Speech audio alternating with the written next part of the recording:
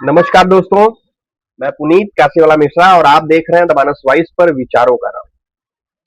साथियों, राजनीति में हार और जीत दोनों महत्वपूर्ण होते हैं, लेकिन इतिहास गवाह है कुछ नेता हार से टूटते नहीं बल्कि उससे अधिक खतरनाक बन जाते हैं।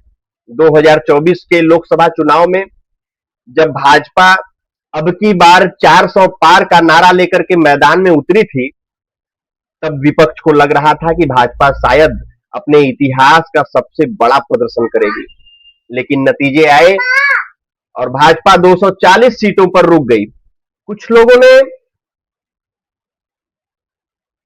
बहुत से लोगों ने इसे भाजपा की हार बताया।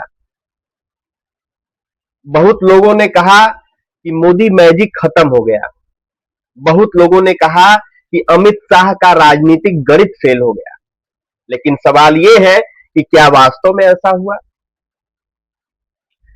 या फिर 240 सीटों पर रुकने के बाद भाजपा पहले से भी अधिक आक्रामक, अधिक संगठित और अधिक खतरनाक होकर के लौट रही है। आज हम इसी विषय पर विस्तार से बात करेंगे साथियों।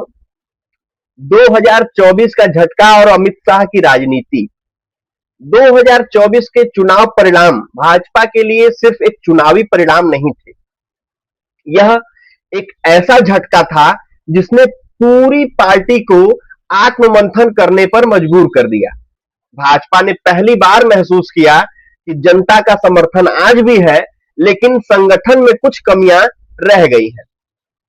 यही कारण है कि चुनाव खत्म होते ही भाजपा ने हार की समीक्षा शुरू कर दी। दूसरी तरफ अमित शाह, जिन्हें भारतीय राजनीति का आधुनिक चाणक्य कहा जाता है, उन्होंने इस परिणाम को केवल संख्या के रूप में नहीं देखा, उन्होंने इसे एक चुनौती समझा। राजनीति के जानकार बताते हैं कि अमित शाह की सबसे बड़ी विशेषता यही है कि वे हार को भी कभी सत्य नहीं मानते। वे हार को भी अगली जीत की तैयारी मानते हैं। 2014 में भाजपा पूर्ण बहुमत लाई, 2019 में उससे भी बड़ा बहुमत लाई और 2024 में बहुमत से दूर रहने के बावजूद सरकार भाजपा ने बना ली। लेकिन इस बार भाजपा के भीतर एक नया संकल्प पैदा हुआ। अब लक्ष्य केवल सरकार चलाना नहीं है, अब लक्ष्य है उन सभी अधूरे एजेंडे को पूरा करना जिन्हें विपक्ष ने रोकने की कोशिश की। यही कारण है कि आज राजनीतिक गलियारों में चर्चा है कि 240 वाली भाजपा शायद 400 वाली भाजपा से भी ज्यादा आक्रामक रूप में काम कर रही है।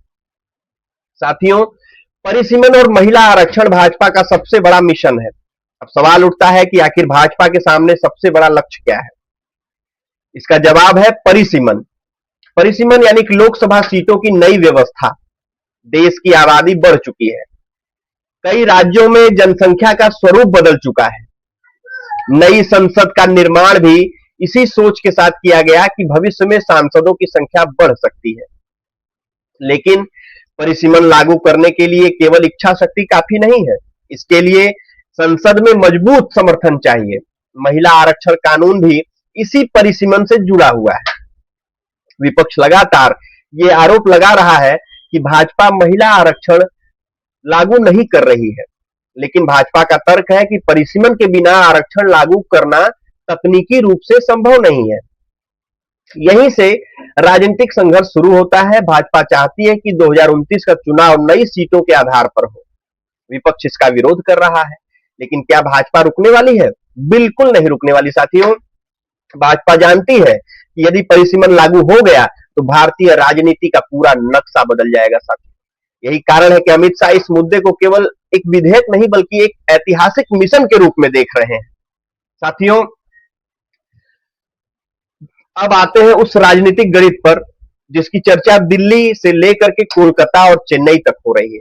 2024 में एनडीए के पास लगभग 292 सीटें थी, लेकिन राजनीति कभी स्थिर नहीं रहती। राजनीतिक परिस्थितियां बदलती हैं साथियों,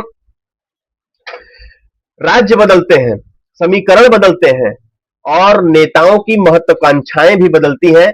आज कई राज्यों में विपक्षी दलों के भीतर असंतोष की खबरें आ रही। पश्चिम बंगाल में सत्ताधारी दल के अंदर खींचतान की चर्चाएं हैं। तमिलनाडु में भी गठबंधन राजनीति को लेकर कई सवाल उठे हैं। महाराष्ट्र में भी लगातार राजनीतिक पुनरीक्षण देखने को मिल रहा है। भाजपा का सबसे बड़ा हथियार यही है कि वह केवल चुनाव नहीं लड़ती, वह चुनाव के बाद भी राजनीति करती है। वह संगठन को लगातार सक्रिय रखती है। यही कारण है कि भाजपा को लेकर यह धारणा बनी है कि यदि कोई पार्टी विपक्षी नेताओं को अपने पक्ष में लाने की क्षमता रखती है तो वह भाजपा है। साथियों, राजनीतिक विशेषज्ञों का और जितने विश्लेषक हैं उन सभी का मानना है कि अगले कुछ वर्षों में एनडीए का प्रभाव और अधिक बढ़ सकता है। अगर ऐसा होता है तो संसद के अंदर भाजपा पहले से कहीं अधिक मजबूत स्थिति में पहुंच सकती है। साथियों, अमित शाह की कार्यशैली क्यों अलग है? अमित शाह की राजनीति की सबसे बड़ी विशेषता क्या है? धैर्य, रणनीति और लंबी योजना। जब तक कोई लक्ष्य उनके सामने आता है तो अमित शाह उस लक्ष्य को छोड़ते नहीं है। वे लगातार उस दिशा में काम करते रहते हैं। चरैवेति चरैवेति। अनुच्छेद 370 इसका ज्वलंत उदाहरण है। राम मंदिर इसका ज्वलंत उदाहरण है। 3 तलाक कानून इसका ज्वलंत उदाहरण है। नागरिकता संशोधन कानून इसका ज्वलंत उदाहरण है। हर बार विपक्ष ने कहा कि यह संभव नहीं है। हर बार राजनीतिक बाधाएं आई, लेकिन अंत में भाजपा ने अपने एजेंडे को आगे बढ़ाया। इसलिए आज भाजपा समर्थकों का विश्वास है कि यदि पार्टी ने परिसीमन को अपना लक्ष्य बना लिया है तो उसके लिए भी रास्ता खोज लिया जाएगा। साथियों, अमित शाह जानते हैं कि संसद के अंदर का गणित केवल संख्या से नहीं चलेगा, वह राजनीतिक माहौल से भी चलेगा, वह जनमत से भी चलेगा, वह विपक्ष की कमजोरियों से भी चलेगा और सबसे बड़ी बात, वह समय के साथ बदलता भी है। साथियों, 2019-29 की राजनीति का असली ट्रेलर दोस्तों 2024 का चुनाव शायद कहानी का अंत नहीं था। संभव है कि वह केवल शुरुआत थी। आज भाजपा राज्यों में लगातार चुनाव जीतने की कोशिश कर रही है। सभी राज्यों में संगठन को अपने मजबूत करने का काम कर रही है। नए समीकरण, सामाजिक समीकरण बना रही है और अपने दीर्घकालिक एजेंडे को आगे बढ़ाने की तैयारी कर रही है। साथियों, दूसरी तरफ विपक्ष अभी भी नेतृत्व का संकट है उसके ऊपर, गठबंधन का संकट है, वैचारिक संकट है।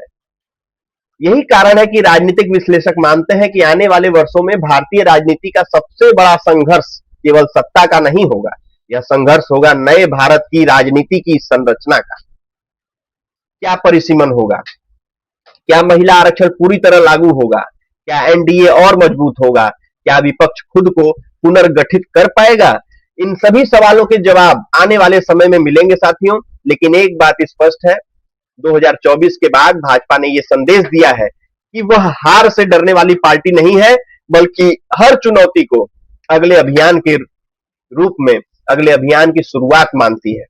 और शायद यही कारण है कि आज राजनीतिक गलियारों में एक नई चर्चा चल रही है कि 400 पार का सपना अधूरा रह गया, लेकिन 240 वाली भाजपा अब पहले से भी कहीं अधिक आक्रामक, ज्यादा संगठित और ज्यादा निर्णायक दिख रही है। साथियों, आपको क्या लगता है कि क्या वास्तव में 2029 से पहले संसद में और भी मजबूत स्थिति भाजपा अपनी बना लेगी? क्या परिसीमन और महिला आरक्षण भाजपा का अगला बड़ा राजनीतिक दांव होगा? अपनी राय कमेंट बॉक्स में जरूर लिखिए साथियों। और वीडियो आपको अगर पसंद आया हो तो इसे लाइक करिए, शेयर करिए और द मानस वॉइस को सब्सक्राइब करना बिल्कुल मत भूलिए। जय हिंद, वंदे मातरम।